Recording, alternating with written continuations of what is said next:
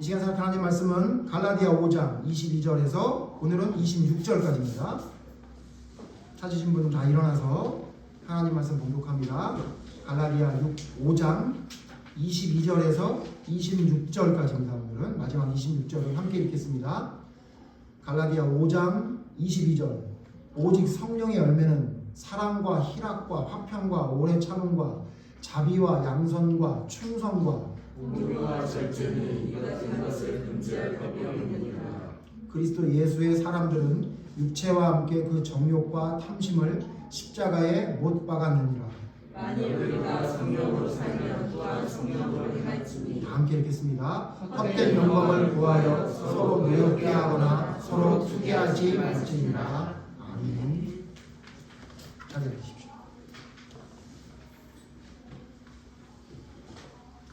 오늘은 우리가 계속 생각해보고 있는 무려 한 석 달 정도를 살펴보고 있었던 열매 맺는 믿음에 대한 마지막 시간입니다. 그때까지 우리가 계속 열매 맺는 믿음이 무엇인지 하나하나 성령의 열매를 통해서도 또 여러 가지 하나님의 말씀을 통해 살펴봤는데, 결론적으로 그러면 열매 맺는 믿음이 무엇인지를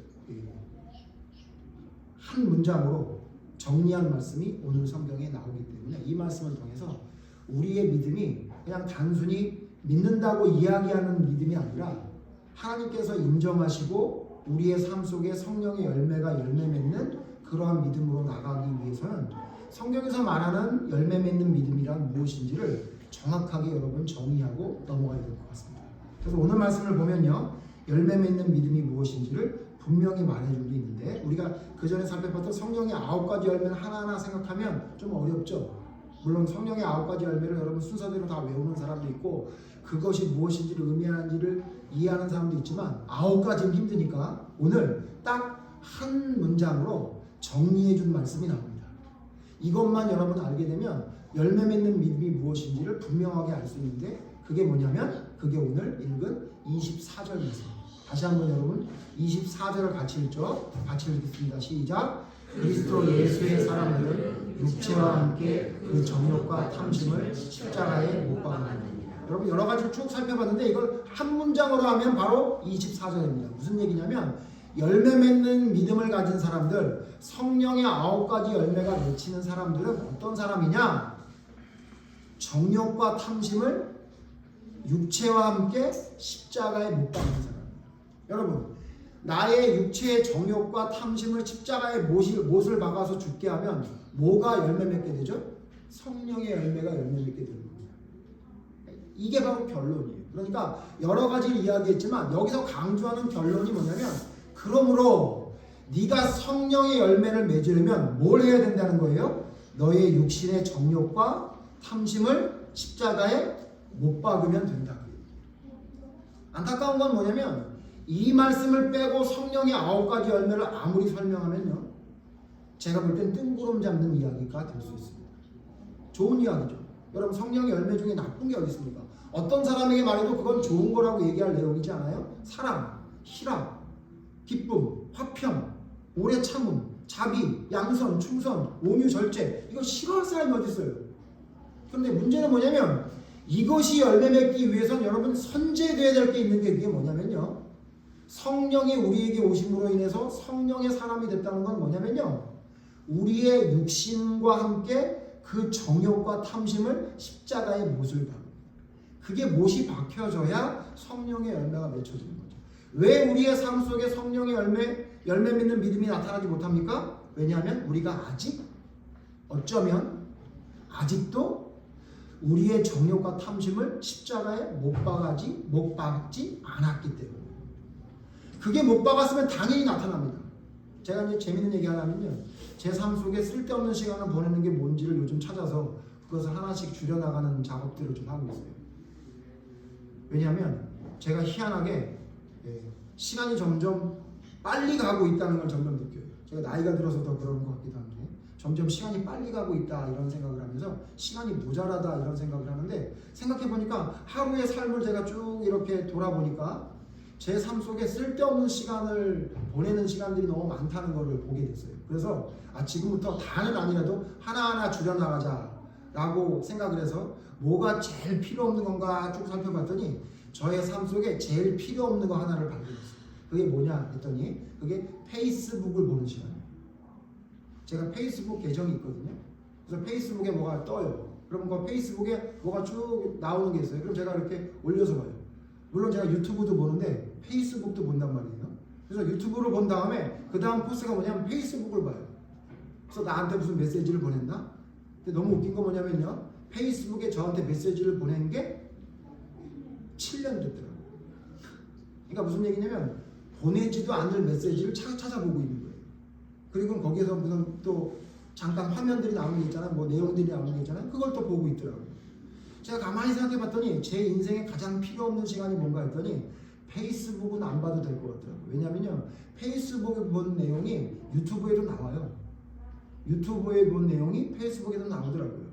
뭐 페이스북에서만 특별히 저에게 굉장히 특별한 메시지나 무슨 정보를 주는 게 그리 많지 않다는 걸 제가 깨닫게 됐어요.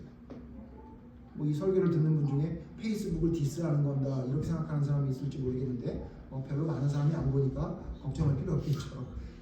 그래서 제가 어떻게 했냐면요. 그래서 제가 어떻게 했을까요? 페이스북을 안 봐야 되겠다 생각했어요. 그리고는 페이스북을 안 보려고 노력했어요. 그런데 됐을까요? 안 됐을까요? 안 되더라고요. 안 되더라고요. 그걸 보더라고요. 그래서 제가 어떻게 했냐면요. 지난주에 페이스북을 제 핸드폰 앱에서 삭제를 시켜버렸어요. 없애버렸어요. 그래서 제 핸드폰을 보면요. 페이스북이 있던 자리가 뻥 뚫려 있어요. 그걸 어떻게 채우는지 몰라서 그냥 놔두고 있습니다. 그러니까 여러분 어떤 일이 벌어졌을까요? 페이스북을 없애고 나니까 무슨 일이 벌어졌냐면요. 하루에 적어도 10분에서 30분 정도의 시간이 남는 걸 느껴졌어요. 그게 무슨 시간인가 했더니 페이스북 보는 시간이었어요. 여러분 제가 이 말씀을 왜 드리냐면요. 여러분이 진짜 성령의 열매를 맺히고 싶어요? 그럼 뭘 해야 되는지 아세요? 여러분이 성령의 열매를 맺히지 못하게 하는 것들을 없애버려야 돼요. 그게 없애야 열매를 맺죠. 여러분 나무가 자라는데 나무에 병충해가 생겨요. 그럼 어떻게 해야 그 나무가 열매를 맺힐 수 있죠? 그 병충해가 되는 원인을 찾아서 그것을 없애야 열매를 맺게 되는 거예요. 그냥 비료만 자꾸 주고 가지치기만 자꾸 하면 여러분 그 나무에 열매가 맺습니까? 못 맺습니다. 왜요? 거기에 병충해가 들어가 있기 때문에 병이 되는 어떤 벌레가 들어가 있기 때문에 그걸 잡아서 해결하지 않는 한 아무리 많은 비료를 주고 아무리 많은 가지치기를 한다고 해도 열매를 못 맺는 겁니다. 여러분 지금 이 신앙의 위기가 있는 게 뭔지 아세요?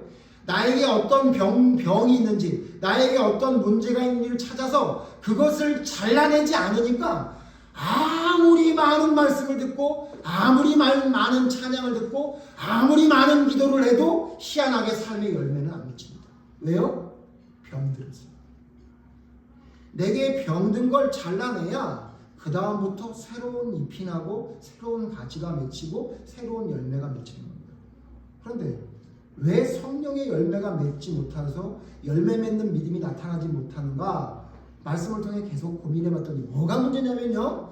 아직도 육신의 정욕과 탐심을 십자가에 못 박지 않으니 열매를 맺어도 어떤 열매가 맺혀요? 그냥 조그마한 열매 아니면 벌레 맺은 열매 그런 것밖에 열매가 맺히지 못한 겁니다. 오늘은 그래서 마지막으로 여러분 열매 맺는 믿음은 무엇이냐? 여러분이 열매 맺지 못하게 하는 나의 정욕과 탐심을 십자가에 못 박아야만 성령의 열매를 맺을 수 있다는 사실을 알아야 된다는 것을 오늘 결론적으로 말씀을 드리려고 합니다. 자 그렇다면 육신의 정욕과 탐심이 뭡니까? 육신의 정욕과 탐심이 뭡니까? 그리고 또 하나 뭐냐면요. 십자가에 못 박는 게 무엇입니까? 여러분 이거 다 아시죠? 육신의 정욕과 탐심을 십자가에 못 박아야 된다는 걸 모르는 사람이 어디 있어요? 제가 볼 땐 저희 교회 가장 어린 주아도 알 거예요. 그거 모르는 사람이 어디 있어요? 믿는 사람은 다 압니다. 나의 육신의 정욕과 탐심을 십자가에 못 박아야 된다는 걸 아는데 제가 이렇게 물어보면 말하기가 힘들어져. 여러분도 한번 마음속으로 생각해 보세요. 여러분, 육신의 정욕과 탐심이 도대체 뭡니까? 이렇게 말하면 막연해지지 않습니까? 자, 이거는 막연해지지 않는다 그래도 그 다음 질문은 막연해집니다. 십자가에 못 박는 게 뭡니까? 라고 물어보면 십자가에 못 박는 거예요? 십자가에 못 박는 거죠. 이렇게 얘기한다고요. 할 말이 없습니까? 그리고 뭐라고까지 얘기하는 사람이 있냐면 십자가에 못 박는 건 예수님이 못 박혔으니까 나는 못 박힐 필요까지는 없는 것 같아요. 이런 식으로 얘기하는 사람이 있어요. 근데 여러분 오늘 성경 잘 보세요. 오늘 성경은 예수님이 십자가에 못 박힌 걸 얘기하는 겁니까? 아니면 성령의 열매를 맺어야 될 우리에게 십자가에 못 박혀야 된다고 얘기하는 겁니까? 초등학생만 돼도 알 수 있죠. 이건 예수님이 십자가에 못 박힌 걸 얘기하는 게 아니라 우리가 그와 같이 십자가에 못 박혀야 되는 걸 얘기하는 거예요. 그렇죠? 그러면 십자가에 못 박힌다는 게 뭐예요? 여러분은 십자가에 못 박히고 있습니까? 아니면 성경에서 말하는 십자가에 못 박힌다는 건 뭘 얘기하는 걸까요? 구체적으로 이거 좀 살펴보자. 두 가지. 이 두 가지를 살펴보고 거기에 대한 대안 두 가지를 이야기하면 설교가 끝납니다. 그러니까 여러분 열심히 해보겠습니다. 빠르게 해보죠. 자, 그럼 여러분 먼저 뭐죠? 육신의 죄, 정욕과 탐심이 뭡니까? 이건 어렵지 않아요. 성경에 있어요. 바로 뒤에 보세요. 바로 뒤에 보시면 19절 보세요. 갈라디아 5장 19절에 나와요. 어렵지 않아요. 여러분 성경이 어렵지 않아요. 저는 이 세상 살면서 제일 쉬웠던 게 성경입니다. 왠지 아세요? 성경이 다 나와요. 근데 우리가 성경이 왜 어렵죠? 성경이 너무 글씨가 많잖아요. 그림도 없잖아요. 너무 두껍죠. 그러니까 뭘 하죠? 뭘 안 하죠? 읽지를 않아요. 공부를 안 해요. 그래서 모르는 거예요. 여러분 성경처럼 쉬운 게 없습니다. 이 세상에. 왜? 성경에 다 써 있어요. 보세요. 아까 제가 뭐라고 질문 드렸죠? 내 육체와 함께 정욕과 탐심을 십자가에 못 박는다는데 내 육체의 정욕과 탐심이 뭔가 했더니 나와요. 19절. 제가 있습니다. 여러분 눈으로 따라오십시오. 육체의 일은 분명하니 같이 읽죠. 지금부터 시작. 곧 음행과 더러운 것과 호색과 20절 우상숭배와 주술과 원수 맺는 것과 분쟁과 시기와 분냄과 당짓는 것과 분열함과 이단과 21절 투기와 술 취함과 방탕함과 또 그와 같은 것들이라. 됐습니다. 성경이 말해줘요. 어려울 게 하나도 없어요.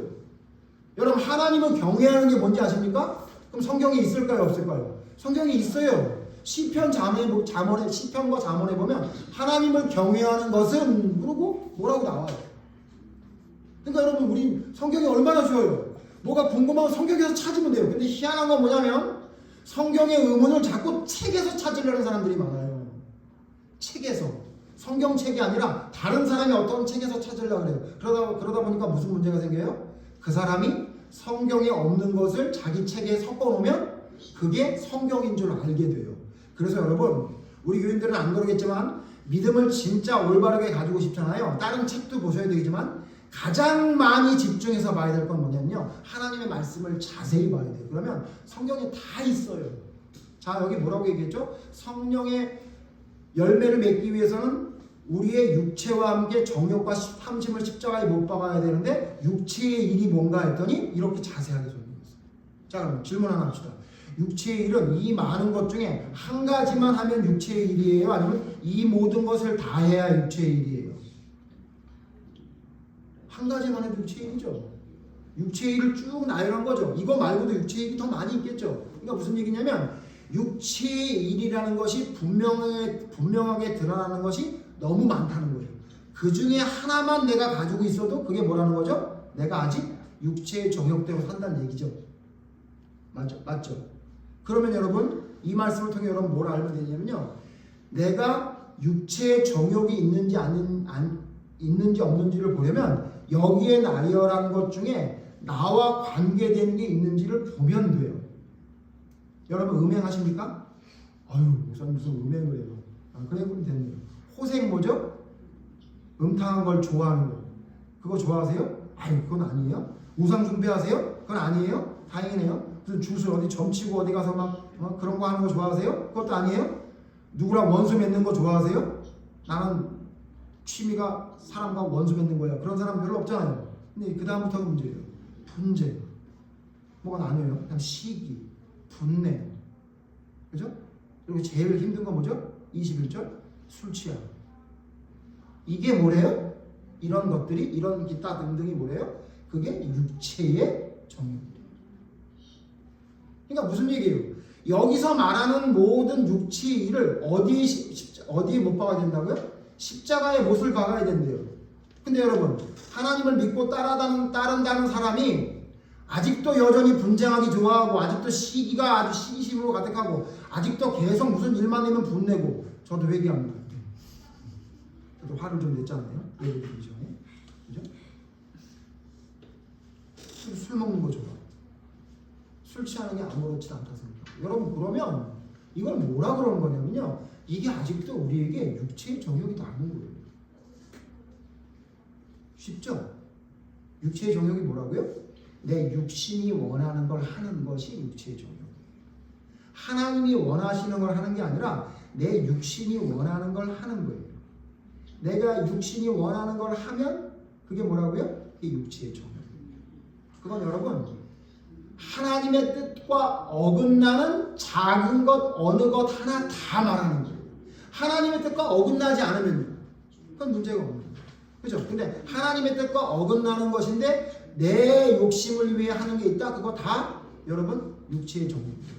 조금 더 디테일하게 들어가 볼게요. 여러분 낚시하는 거 육체의 정욕입니까? 하나님의 의를 나타내는 겁니까? 혹시 어떤 분이 아니 낚시가 왜 이럴지도 몰라요. 저 여러분 낚시를 하는 것이 육신의 정욕이라고 말하지 않습니다. 오해하지 마십시오. 네, 혹시 낚시 좋아하는 사람이 있으면 자 근데 여러분 낚시를 왜 합니까? 낚시를 왜 하죠? 1. 고기를 잡아서 내 자식들과 아내를 먹이기 위해 그런 사람이 있을 수 있겠죠? 2. 뭐냐면 낚시터에서 가족과 함께 평온한 시간을 보내면서 고기를 회 떠서 먹기 위해서 3. 가족들 돌보기 귀찮아서 낚시터에 가서 나 혼자 조용히 쉬려고. 자, 셋 중에 육체의 정욕이 뭘까요? 여러분 금방 아시네요? 웃음이 나올 정도로. 몇 번이죠? 3번이죠. 이게 육체의 정욕이에요. 그러니까 내가 뭔가 낚시를 해. 내가 무슨 스포츠를 즐겨. 근데 있잖아요. 그게 내 주변에 있는 사람을 사랑하는 것, 하나님의 의의를 실천하는 것과 아무 상관없이 그냥 나의 유익을 위해서 자식이 집에 있든지 말든지 아내가 집에서 설거지를 하든지 말든지 아내는 한 번도 낚시터에 놀러 가는 걸 한 번도 못 해보든지 말든지 그건 알 바가 아니다. 나는 나하고 싶은 대로 한다. 그건 육체적이죠. 그죠? 근데 그것을 통해서 아이들에게 성경을 가르쳐요.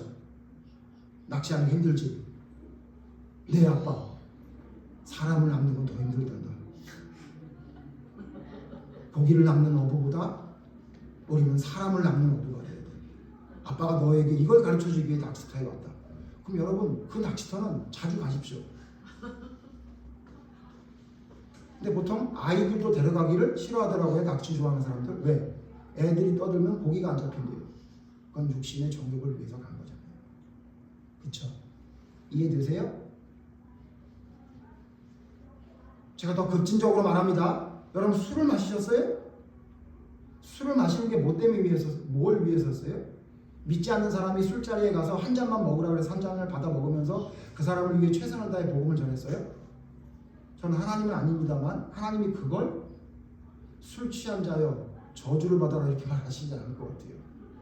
근데 여러분 술자리에서 뭐 하셨어요? 술만 주구장창 드셨잖아요. 근데 그게 하나님의 영광을 위해서 여러분 뭘 한 거예요? 절대 아니지 않아요? 그건 뭐죠? 그냥 육체의 정욕을 위해 여러분 한 거잖아요. 이해되십니까? 예? 이해되세요? 여러분 육체의 정욕을 십자가에 못 박은다고 할 때 육체의 정욕이라는 건 뭐냐면요. 하나님의 의와 아무 상관없이 나의 유익을 하는 모든 것들은 다 육체의 정욕이에요. 돈을 여러분 왜 버세요? 돈 버는 게 재밌어서? 육체의 정욕이에요. 돈을 왜 버세요? 하나님께 더 많은 헌신을 할 수 있는 헌금을 할 수 있고 하나님께 더 이 돈을 가지고 더 많은 일을 하기 위해서 돈을 버세요? 그럼 여러분 밤새 돈을 벌고 사람들이 여러분에게 돈에 미친 사람이라고 얘기해도 여러분 그 육체의 정욕을 위해 일하는 게 아니에요. 하나님과 상관없는 나의 모든 것들, 그것이 육신의 정욕입니다. 이건 여러분 잘 아시죠? 그럼 두 번째 뭐죠? 그럼 십자가에 못 박는다는 게 뭐예요? 십자가에 못 박는다는 게 뭐죠? 십자가에 못 박는 게 뭐죠? 십자가에 못 박는 거예요, 그냥? 여러분, 그러면 여러분 육신의 정욕을 십자가에 못 박고 있습니까? 십자가에 못 박는다는 걸 알기 위한 가장 좋은 성경의 예가 있어요. 여러분 잘 아는 말씀인데 오늘은 찾아봅시다. 마태복음 21장. 마태복음 21장에 보면 두 아들이 나와요. 제가 설교 시간에 자주 말씀드렸던 걸로 기억하는데 오늘 다시 보죠. 마태복음 21장 28절 보세요. 마태복음 21장 28절 제가 읽겠습니다. 마태복음 21장 28절. 그러나 너희 생각에는 어떠하냐?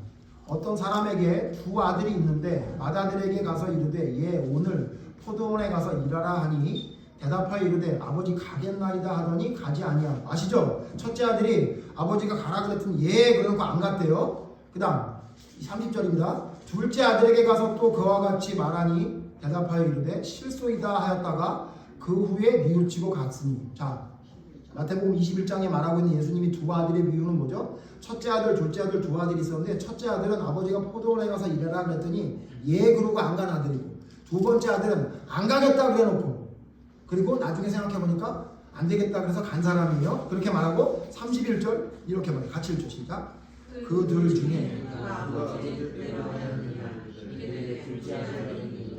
예수께서 그들에게 이르시되 내가 진실로 너희에게 이르노니 세리와 청년들이 너희보다 먼저 하나님의 나라에 들어가리라. 자, 여러분 이건 뭐 설명 하지 않아도 알 정도로 알죠. 누가 아버지의 뜻대로 하는 진짜 사랑하는 아들이에요? 둘째 아들이. 왜 그러죠? 뭐 때문에 그러죠? 가서 포도원에 가서 일을 했으니까 이거. 맞죠? 여러분 자 그러면 이것을 지금 오늘 말씀과 연결해 봅시다. 자, 첫째 아들이 십자가에 못 박은 아들입니까? 자기의 정욕과 욕심을 십자가에 못 박은 아들입니까? 둘째 아들이 십자가에 못 박은 아들입니까? 둘째 아들이죠. 여러분 잘 아셔야 돼요. 뭐냐면요, 진짜 효도하는 자식이라는 건 뭐냐면요, 아버지의 말대로 결국은 행한 자가 효도하는 아들이에요. 여러분 효도하는 자식이 이런 자식이에요? 엄마 너무 힘들지, 엄마 너무 힘들어, 엄마 너무 고생하지, 그렇게 말해놓고, 예? 그렇게 말해놓고 엄마가 진짜 힘들 때는 엄마 겉들도 안 보는 자식이 있다면 여러분 그게 무슨 효자예요? 말만 뻔드르르게 하고 진짜 엄마가 필요할 때 엄마를 돌보지 않으면 그게 무슨 효자예요? 여러분 그런 자식을 뭐라 그래요? 불효자라고 그러죠. 그건 불효자라고 그러잖아요. 여러분 너무 잘 아시죠? 말만 그럴싸하게 하고 부모님이 원하는 대로 안 하는 건 불효자식이라고 해요. 엄마가 너무 걱정된다고 해놓고 맨날 자기 얘기만 하는 사람들.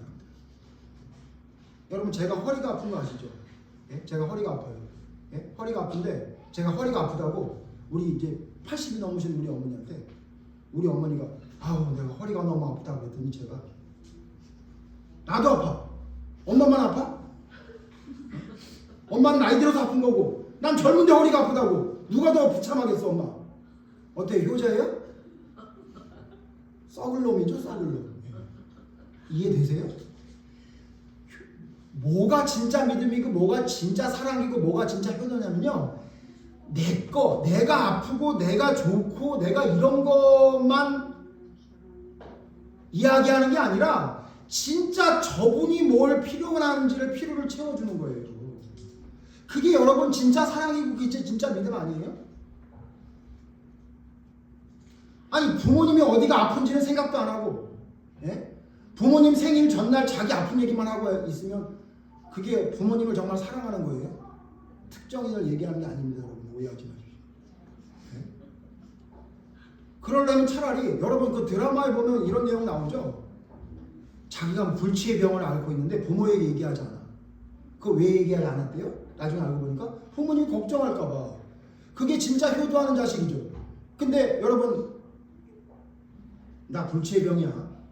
엄마 나한테 똑바로 해야 돼. 나 엄마 볼 날이 얼마 안 됐어. 나한테 잘해야 돼 엄마. 나 불치의 병이야. 효도하는 것 같아요? 효자예요? 아니죠.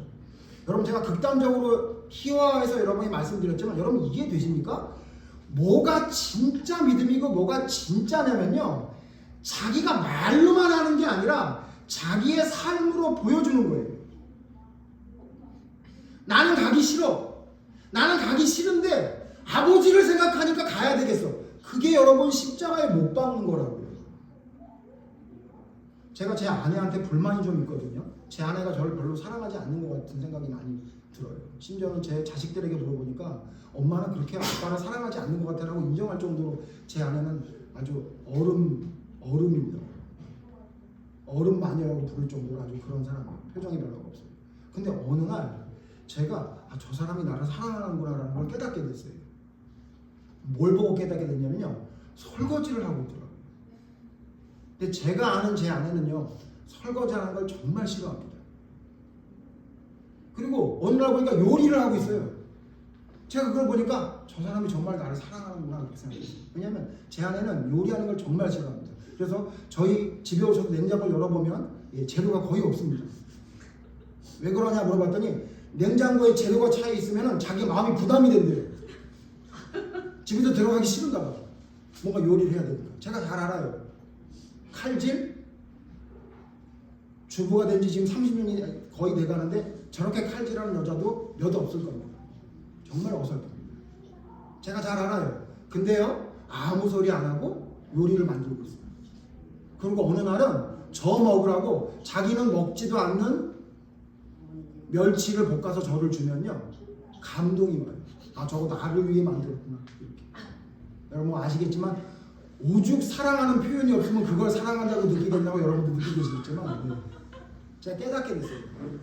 아 저런 걸 사랑이라고 말하는구나. 이해되세요 여러분? 내가 싫다고요. 내가 싫다고 저거 하는 게 싫어. 근데 그걸 하는 거예요. 우리 태준이도 엄마한테 물어봐. 엄마 나 서울로 차 타고 데려오는 거 좋아? 이렇게 물어봐요. 그럼 엄마가 그럼 좋지 그럴지 모르지만 이미 교회 와서 수요일날 얘기했어요. 차가 막히고 그러면 너무 힘들다고. 근데 왜 하죠?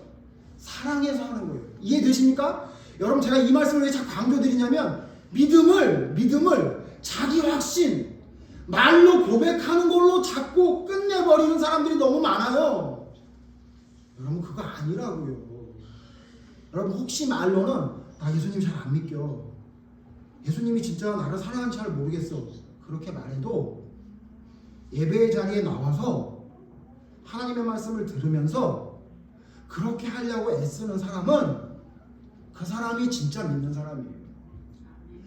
진짜 믿음이 뭔지도 모르면서 입으로 고백하면 천국 간대 그런 얘기만 들어가지고 난 예수님 믿어 그러면서 밖에 나가서 진짜 일하라 그럴 땐 아무 일도 안 하고 집에서 누워있는 사람이 왜 여러분 십자가에 못 박는 사람입니까?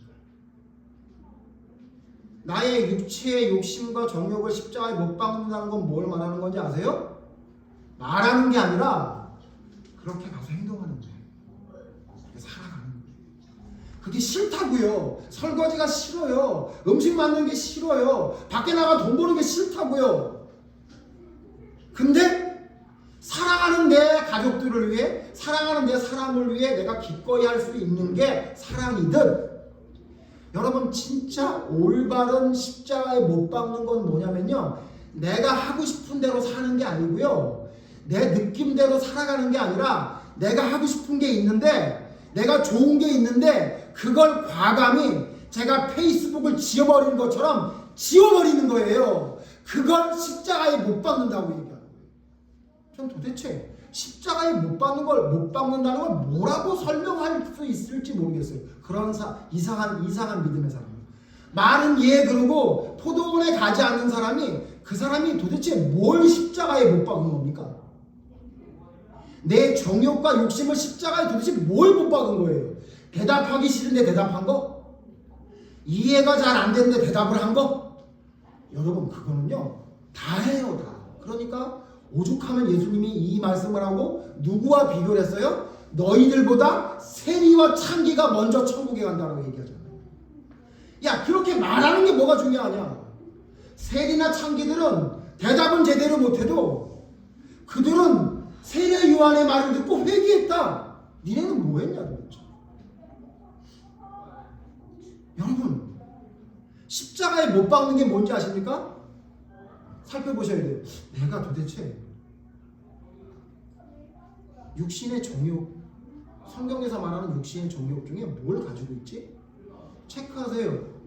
그래서 그걸 하나하나 십자가에 못 박는 거예요. 페이스북 지워버리듯 잘 안 되죠. 저도 페이스북 지우는데 3주 걸렸어요.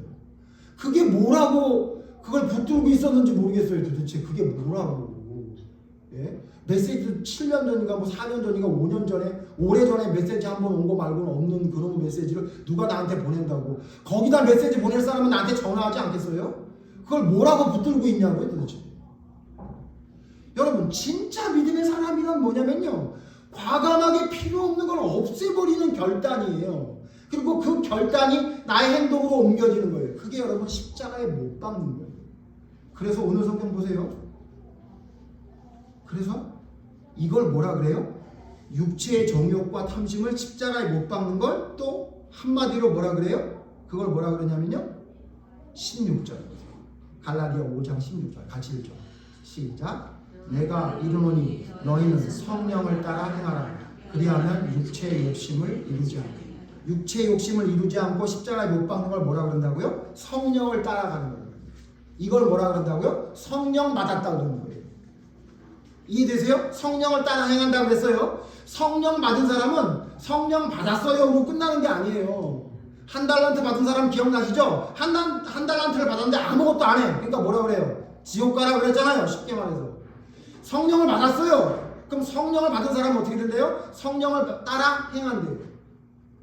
성령을 따라간대요. 육체의 욕심을 따라가지 않고 성령을 따라간대요. 그래서 어떻게 된다는 거예요? 내게 원래 분내는 게 자주 있었는데 분내는 게 점점 없어지는 거예요. 희한하게.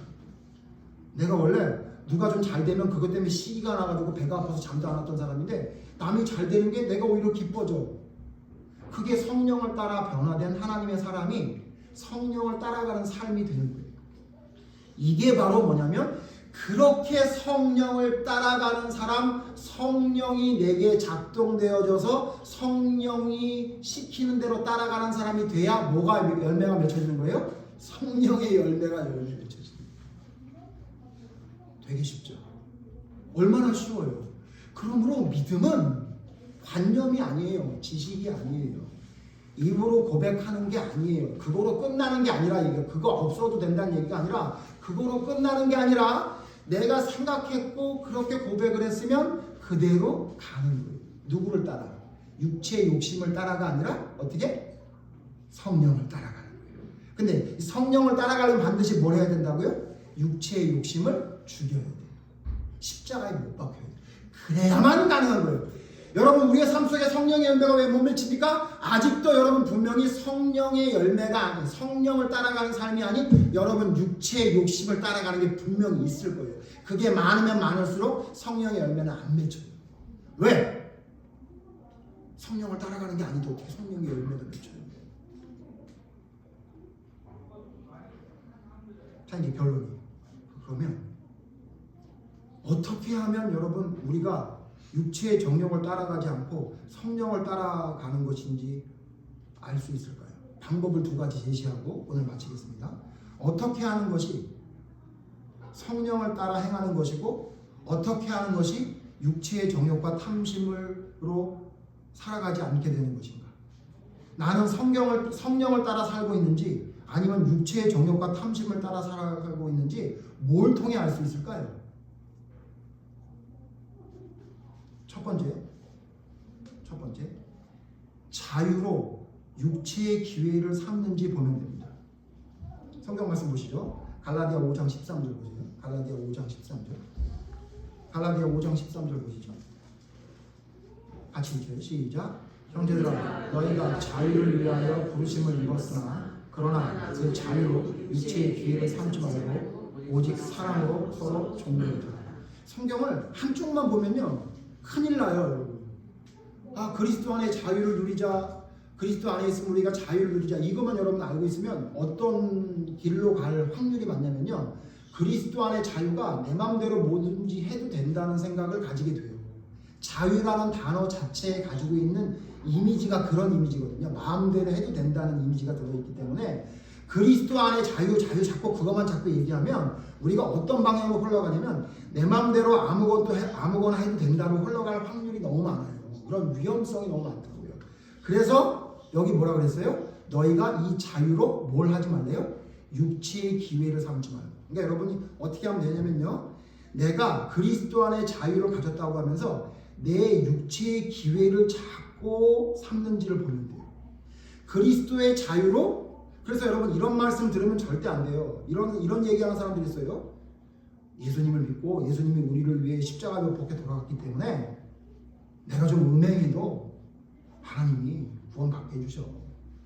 내가 조금 세속적인 마음을 갖고 있더라도 하나님이 그 죄를 예수님을 통해 다 짊어지셨으니까 우리는 다 용서받아. 여러분 이런 얘기가 너무 많이 전파되고 있거든요. 여러분 성경은 뭐라고 말하고 있냐면요. 그리스도 안에서의 자유를 뭐로 사용하지 말래요? 자기 육체의 기회로 삼지 말래요. 여러분 예수님을 믿습니까? 예수님을 믿는데 그 예수님을 믿는 믿음을 가지고 여러분 음행을 해요? 여러분 예수님을 믿는 믿음을 가지고 도둑질을 해요? 여러분 예수님을 믿는 마음을 가지고 남을 여러분 비방해요? 예수님을 믿는 마음을 가지고 여러분 술 취해요? 예수님을 믿는 마음을 가지고 여러분 자기 멋대로 그냥 누군가를 화를 내고 여러분 마음대로 행동해요? 성경은 뭐라 그래요? 그것이 그리스도 안의 자유가 아니다 이렇게 말합니다. 뭐 하래요? 서로에게 종로를 타야 돼요. 종로를 타야 돼요. 네가 주인 노릇하지 마라. 예를 또 쉽게 하나 들어볼까요? 결혼을 했어요. 남편이 주말만 되면 낚시하러 가. 그래서 아내가 물어봤어. 여보 왜 이렇게 주말만 되면 낚시를 하러 혼자 가? 애들 다 있는데. 그랬더니 남편이 이렇게 얘기해요. 내가 이거 하려고 결혼한 거야. 그렇게 얘기하는 남편이 강 큰 남자가 있다고 생각해보세요. 말이 돼요 안 돼요? 안 되죠. 그러려면 그 사람은 뭐 하지 말아야 되죠? 결혼하지 말아야 되죠. 그죠? 돈 꼴랑 얼마 갖다 줘놓고 내가 돈 벌어오잖아. 넌 집에서 애들 키우고 너 집에서 설거지하고 집안 돌보고 나는 마음대로 놀러 다니려고 나 결혼한 거야 라고 말한다면 여러분 뭐라 그러시겠어요? 쓰레기죠? 예? 그런 사람에게 뭐라 그래요? 저 사람은 결혼하지 말았어야 돼 이래야 되잖아요. 예? 여러분 우리가 그리스도 안에 자유를 누렸어요. 그랬더니 그 자유를 자기가 원하는 것을 하러 돌아요. 자기 마음대로 행동하려고 자기가 마음대로. 그건 세상이 보기도 그 사람은 결혼하면 안 돼요. 근데 희한한 건 뭐냐면요. 하나님과 결혼한 사람이래요. 하나님과 결혼했대 자기는. 그래서 자기는 하나님만 바라보는 사람이래. 근데 그 사람 삶을 살펴봤더니 자기 좋은 대로 육신의 정욕을 위해 살아가. 그럼 뭐라 그래야 되죠? 그 사람은 결혼하지 말라 그래야 되죠. 너 그러려면 뭐 하려고 예수님하고 결혼하니? 그래야 되는 거 아니에요? 근데 희한하게 그건 괜찮대요. 그건 괜찮대. 예수님이 다 용서해 주십니다. 착각하면 안 돼요. 성경에 뭐라고 말하냐면요. 너의 자유를 가지고 너의 육신의 소욕을 이루기 위한 수단으로 사용하지 말라 그래요. 그러므로 여러분이 뭘 보면 되냐면요. 그리스도 안의 자유를 가지고 나의 육체의 기회를 삼고 있는지 여러분을 돌아보세요. 여러분 혹시 예수님을 믿는데 여러분 음행하세요? 예수님을 믿는데 술 취하고 다니세요? 예수님을 믿는데 아직도 분한 것이 풀리지 않고 계속 분해서 못 견디고 있으세요? 오늘은 저한테도 하는 얘기입니다. 근데 여러분 희한하게 옛날에 내가 음행하는 게 너무 좋았는데 예수님을 만난 다음에 음행이 가치 없는 거로 느껴졌어요? 십자가에 못 박으셨네요. 성령의 열매가 맺혀지겠네요. 내가 옛날에는 돈이 모든 것의 최종 목표였고 그것만 위해서라면 모든 짓을 할 수 있었는데 성령님을 만난 다음에 돈이 수단이지 별게 아니라는 생각이 들었어요? 성령 받으셨네요. 성령의 열매가 맺히시겠네요. 여러분 돈이라는 정욕을 십자가에 못 박으셨네요. 이해되십니까? 여러분 이게 정상적인 거예요. 어렵지 않아요. 너무너무 쉬워요. 근데 지금 어떤 사람들은 뭐라고 생각하고 있냐면요. 적당히 해도 예수님이 우리를 위해 죽었으니까 나는 괜찮아 라고 이야기하고 있어요. 여러분 아니에요. 그런 허튼 소리에 넘어가지 마세요. 여러분 돌아보셔야 돼요. 내가 내 자유로, 그리스도 안의 자유로 내 육체의 기회를 삼고 있나? 아니면 그걸 통해 서로 좋은 노릇하고 있나? 저를 위해 내가 희생하고 있나? 그럼 여러분 제대로 가고 있는. 두 번째, 여러분 뭘 보면 되냐면요, 내가 제대로 하나님 앞에 올바로 성령의 열매를 맺는 길을 가고 있나? 여러분 알려면 뭘 보면 되냐면요, 두 번째, 자족하는 일체의 비결을 배웠는지 보면 돼요. 다시, 자족하는 일체의 비결을 배웠는지 보면 돼요. 성경 마지막 성경입니다. 빌립보서 4장 보시죠. 빌립보서 4장. 빌립보서 4장 11절.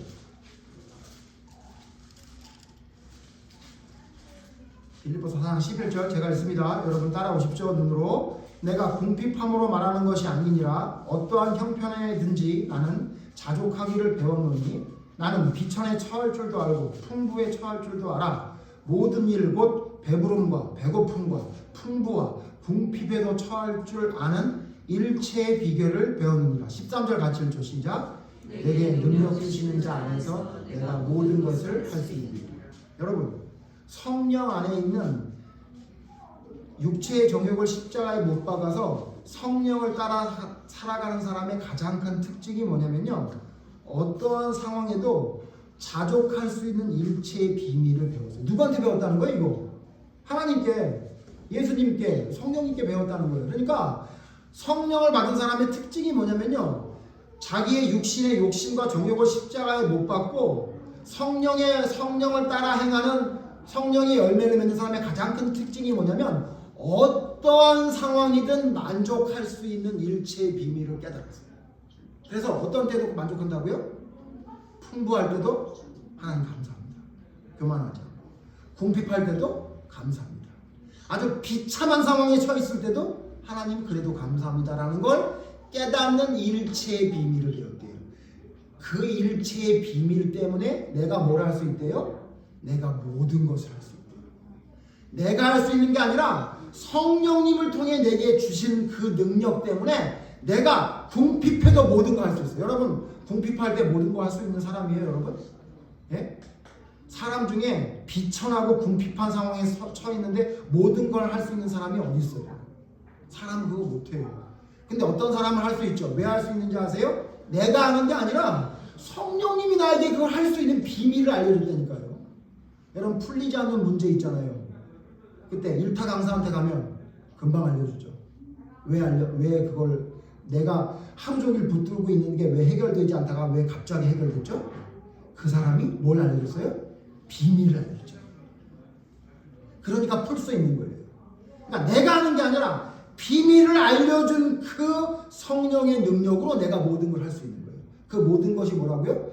내 욕심을 채우는 육신의 정욕이 아니라 하나님의 일을, 여러분 하나님의 일을 우리가 어떻게 해요? 하나님의 일을 한번 성경 보세요. 그 일을 우리가 어떻게 하냐고요? 왼밤을 때리는데 오른밤도 돌려낼 수 있어요? 오리를 가져가면 심리까지 갈 수 있어요? 원수 같은 놈이 있는데 그 놈과 함께 거하면서 그를 사랑하면서 그 머리에 기름을 부어줄 수 있어요? 어떻게 해요 우리가? 저도 못한다는 거 아까 좀 몇 시간 전에 또 깨달았어요. 화나는 사람이 얘기가 나오니까 막 화가 나요. 안 되잖아요. 근데 왜 할 수 있죠? 내가 하는 게 아니라 성령님이 알려줬어요. 일체의 비결을. 그놈만 나쁜 놈이냐? 너는 안 나쁜 놈이야? 이 나쁜 놈아. 아 맞구나. 그러니까 사랑해야 되는구나. 나같이 나쁜 놈도 사랑했는데 내가 누구를 못 사랑하는 사람이 어디 있겠냐라는 생각이 드니까 사랑할 수 있죠. 그게 누가 가르쳐준 거예요? 성령님이 일체의 비밀을 가르쳐준 거예요. 그러니까 성령을 따라갈 수 있는 거예요. 그러므로 여러분이 어떠한 상황에도 만족하며 살고 있으세요? 그럼 여러분 육체의 정욕을 죽인 거예요. 성령을 따라가고 있는 거예요. 근데 어떠한 상황만 되면 견디지 못하고 막 분이 나고 막 낙심이 돼서 견디지 못하겠어요? 그러면 누구 따라가는 거냐면 광야에서 쓰러진 60만 명, 여호수아 갈렙 말고 다 쓰러져 죽은 그 사람 따라가는 거예요. 사건만 생기면 불평하고, 사건만 생기면 의심하고, 사건만 생기면 걱정돼서 잠 못 자고, 사건만 생기면 울고 난리 나고. 이해되시죠? 여러분 우리가 성령의 열매가 왜 못 맺히는지 압니까? 여러분 십자가 여러분 정욕을 옷 안 박았잖아요. 방문 충만했을 거예요. 그죠? 성령을 안 따라가잖아요. 여러분이 하나님이 주신 그 자유를 가지고 여러분 육체의 기회를 삼잖아요. 예수님이 이제 나를 위해 죽었으니까, 예수님이 나를 위해 죽은 걸 내가 믿으니까 나는 천국 가. 그러니까 나는 천국 가는 게 정해졌으니까 난 지금부터는 내가 원하는 걸 해야지. 그래서 자꾸는 닭지만 얘기해서 미안한데 낚시하러 가고 놀러 가고 뭐하러 가고 그러면서 뭐라 그래? 예수님이 나를 위해 죽었으니까 내 육신의 욕심을 위해 사는 거 예수님이 용서해 주실 거야. 천만의 말씀이라고. 천만의 말씀.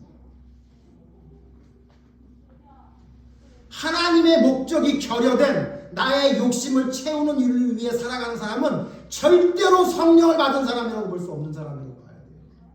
성령의 열매가 절대 열매 맺지 못해요. 성경이 뭐라 그래요? 그게 우리에게 복음이 주는 비밀이 되잖아요. 어떤 상황에도 만족하고 나의 육신의 정욕을 못 받고 그리스도의 길을 따라가는 삶을 살아가는 게 그게 복음이라는 거예요. 그게 진짜 성령을 받은 사람이라고 얘기하고 있죠. 여러분 돌아보십시오.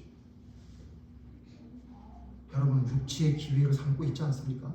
하나님이 주신 자유를 가지고 여러분의 욕심을 채우는 일을 위해 살아가는 데 바쁘고 있지 않아요?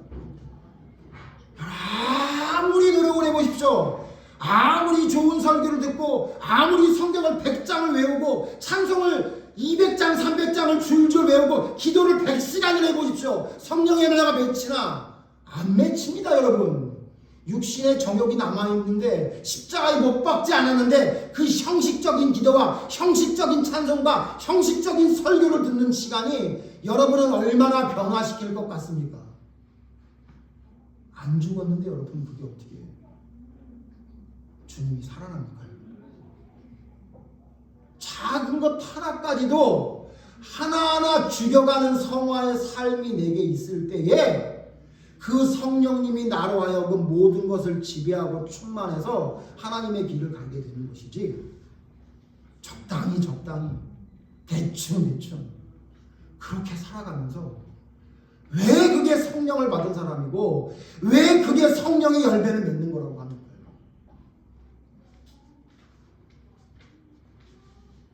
기억하십시오. 육체의 기회를 삼고 있는지 여러분 돌아보십시오. 여러분 모든 상황에 만족하며 살아가고 있는지 돌아보십시오.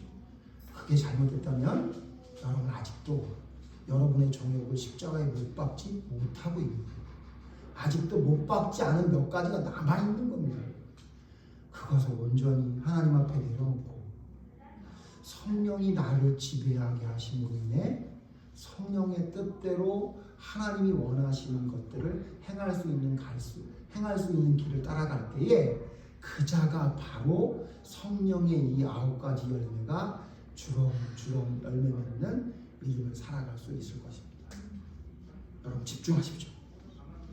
여러분 정욕이 있는지 남아있는지 십자가에 못 박았는지 성령을 따라 행하는지 여러분이 무엇인가 부족한 게 무엇인지 육체의 기회를 삼고 있는지 여러분 돌아보시고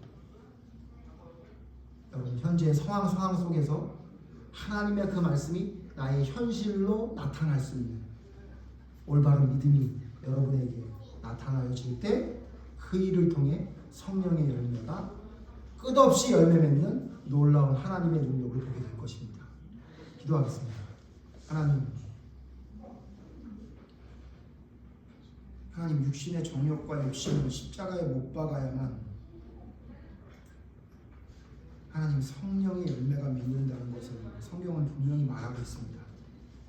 육체의 것은 현저하니 라고 말씀하시며 우리에게 있는 육체의 모습이 무엇인지를 이처럼 자세하게 열거해 주셨는데도 불구하고 하나님 우리는 아직도 하나님을 믿고 따른다고 말을 하면서 포도원에 가겠느냐라고 물어보면 예 하고 빨리 대답을 하면서 여전히 아직도 자기 집에서 머물면서 자기가 하고 싶은 것 하면서 하나님의 명령을 순종하지 않고 포도원에 가지 않고 있으면서도 문제가 없는 거라고 생각하는 것 같습니다. 하나님 그러니 형식적인 열매는 좀 맺는 것처럼 보일지 모르지만 진짜 성령의 열매들은 우리의 삶 속에 맺히지 못하고 있습니다. 하나님 결단하게 해주시옵소서. 하나님 성령의 그 능력으로 이 모든 것을 할 수 있는 힘을 공급받게 하여 주시옵소서.